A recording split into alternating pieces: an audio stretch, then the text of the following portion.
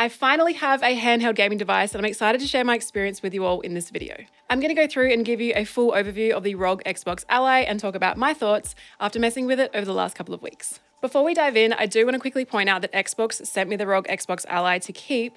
I'm not being paid to make this video, but I didn't have to spend my own hard-earned cash for the unit, so keep that in mind. But with that being said, let's talk about the physical design and what's inside. There are two models. The ROG Xbox Ally X is the flagship handheld, intended for more high-end gaming, whereas the one I have here is the more affordable of the two, and it's intended for more casual play, which honestly suits me just fine because I've mostly been playing indies on it. And to be honest, that's just a delicate way of saying I've played about 20 hours of Megabonk in the last week on it. Inside, there is an AMD Ryzen Z2A processor, 16 gig of DDR5 RAM, and a 60-watt battery. In the box, you get the device, a 65-watt charger, and a small stand. The first thing that I noticed taking it out of the box was just how light it is. Recently, I was at PAX Australia and I went around to the various brands and had a bit of a play with all of the different handhelds, and some of those were hefty. At only 670 grams, it is one of the lighter handhelds on the market. The screen is a 7-inch Full HD IPS display with 120Hz variable refresh rate.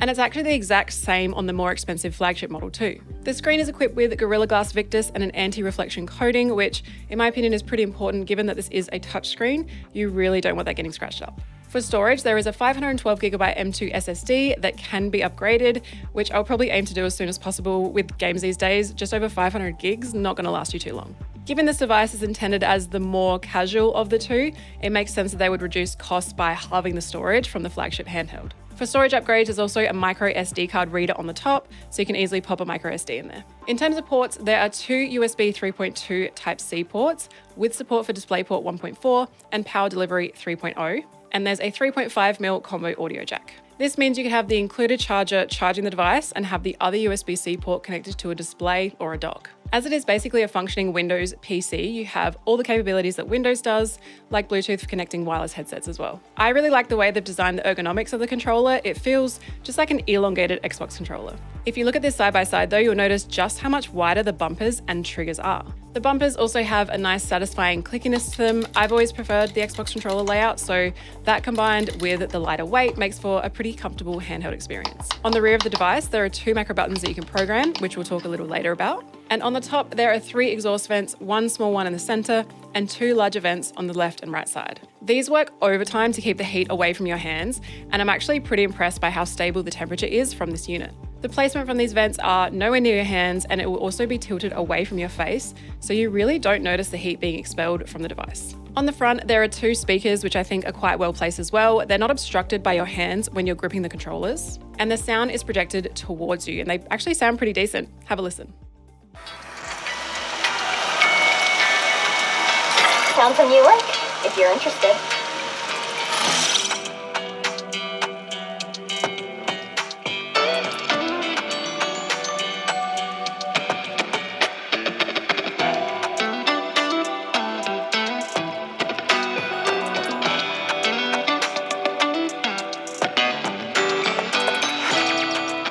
Now that we've covered all the hardware, let's talk software. Personally, I've been using Armoury Crate as my preferred home screen, as I think the UI is a little bit nicer in how it displays the games and their various platforms. But if you prefer, you can use the Xbox full screen experience, which virtually does the same thing and obviously gives you easier access to scroll through Game Pass, cloud gaming, and the store. On the topic of Game Pass and browsing games, they've done a really nice job at making this accessible. As you browse and tap into games, you'll be able to see at a glance if a game performs well on a handheld. This is a new initiative from Xbox called the Handheld Compatibility Program. As you browse the library, you'll want to look out for games that have these tags. If a game is labeled as handheld optimized, this indicates the game is ready to go with settings pretty much already optimized for your device. The idea is to reduce the amount of tweaking that the player needs to do before jumping into the game. If you see the mostly compatible tag, that means you'll likely need to change up some of the settings to get a nice smooth experience from the game on your handheld. You do have a third option when it comes to managing your libraries, and that is to use this as a straight up Windows device. By long pressing the dedicated Xbox button, you'll be able to swap to the Windows desktop.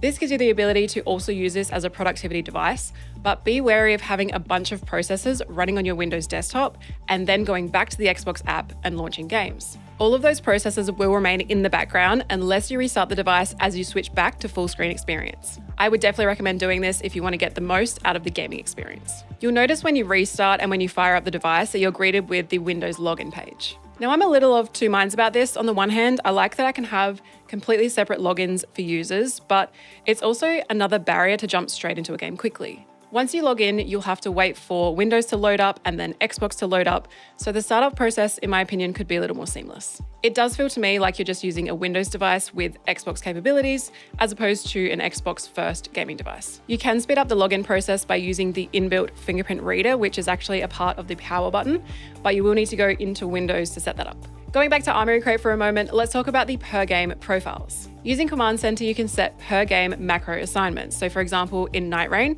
I've got my left macro button set to scroll my consumable items and the right macro button set to use the healing flask. The best way that I've found to program the profiles per game is to use Armoury Crate. This is the ROG interface designed to manage everything on this device. You can open it up by hitting the dedicated Command Center button on the left-hand side of the device. Navigate to the game you want to set up a profile for and hit X to bring up the game options. Then go to Set Game Profile and that will take you to this screen where you can see the game you're setting the preferences for, shown in the top left. Not only can you program key mapping here, but you can also set left and right stick dead zones, trigger depth, vibration, GPU settings, and much more. One thing I will mention about the rear macro keys is I find they're quite small and quite far away.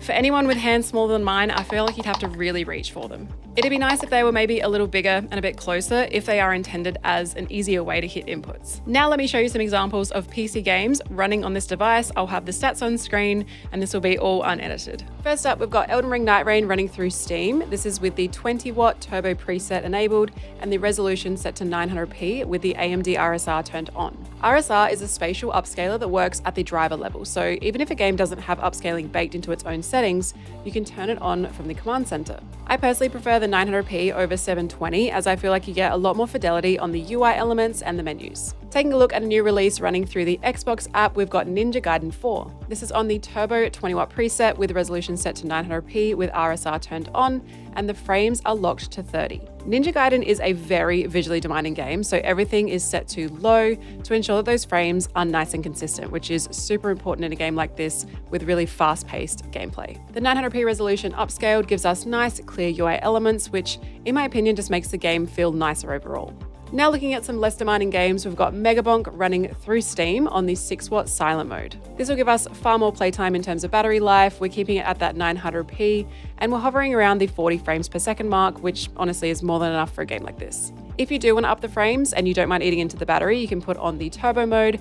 We'll pretty much double the frames on this mode, but bear in mind that Megabonk is probably not exactly a well-optimized game, but it's what I've been playing on this handset the most. One more example of a less demanding game is Hollow Knight Silksong. This is running through the Xbox app, and this is in the 6-watt silent mode. At 900p with RSR, we're hovering around the 40 to 50 frames per second, which will give us the best battery life. If you want to get a full 120 frames and we've got the charger nearby, you can with the 20-watt preset enabled. I did notice there were some dips in frames when loading into new areas, but the 120 frames was pretty consistent.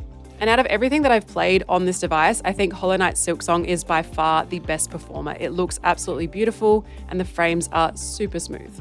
And while we're on the topic of battery, it's better than I expected, to be honest. So to get the absolute best out of your battery life, you'd want to be in the silent 6-watt mode with the RGBs off and Bluetooth switched off. If you're playing something like Silksong locked at 60 frames a second, with these settings you can expect to get about 6.5 hours of battery life. But if you don't want to compromise visually, getting the absolute most out of this device, being as least conservative as possible, you've got the 20-watt turbo mode on, the RGBs are on, you'll be just shy of about 2 hours of non-stop playtime. These times are just from my experience and they may vary depending on your in-game settings, the brightness, Bluetooth settings, and whether or not you've got that Windows desktop running in the background with a bunch of additional processors. So depending on where you land in those two camps, I would definitely suggest having the charger nearby if you're planning to play on full brightness and in turbo mode. In terms of charging time, it takes about an hour and a half to go from 0 to 100% using the included 65-watt charger. I think it goes without saying, and it was kind of part of the marketing, that this is built for more casual indie games.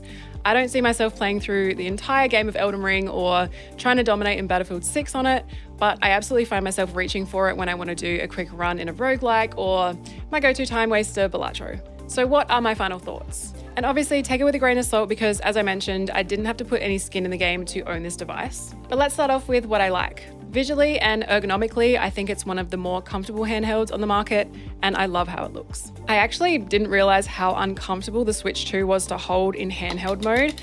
until I had this as a reference point. They've done a fantastic job on keeping the device cool and keeping the heat away from your hands. The weight and the overall size is great, and I was honestly pleasantly surprised by how nice the IPS display is. I don't find myself wishing it was OLED, and I use OLED monitors every day. The speakers are surprisingly rich in sound, but obviously if you're using it outside of the home, you will be a good citizen and have headphones plugged in via the audio jack or connecting them on Bluetooth, right? I appreciate that Xbox has been mindful when listing games on the store and giving people clear indications of what will run best on a handheld. However, I do wish the Xbox experience was a little more seamless. As I mentioned earlier, it does feel more like a Windows device with Xbox capabilities as opposed to an Xbox first device. Now, I personally don't mind it because I'm a PC gamer. PC gaming is like 99% of what I do, but I'm putting myself in the situation of a console gamer that's buying this device to have an Xbox handheld and then being kind of shocked that you have to go through an entire Windows PC setup. I wonder if it could have been something you could maybe set up in your preferences on startup, or maybe a quick questionnaire asking the user how they want to interface with the device, whether they want to take advantage of the Windows desktop or just stick to Xbox experience. Overall, I think it is a great choice if you're wanting something lightweight to play your favorite indies away from your traditional gaming setup. I'm personally really excited to continue to use it as my indie box in my free time for gaming away from my sweaty setup. I think hardware-wise, it's pretty solid, but the software and the startup experience could definitely be improved. The good thing about that though is that can easily be updated down the track. But I'd love to know what all of you think. Let me know down in the comments. Hopefully sometime soon I'll be able to get my hands on another handheld device so we can do some comparisons. But thank you all so much for still being here, and thank you for watching the video. I really hope you enjoyed it, and hopefully I'll see you in my next video or in my next stream.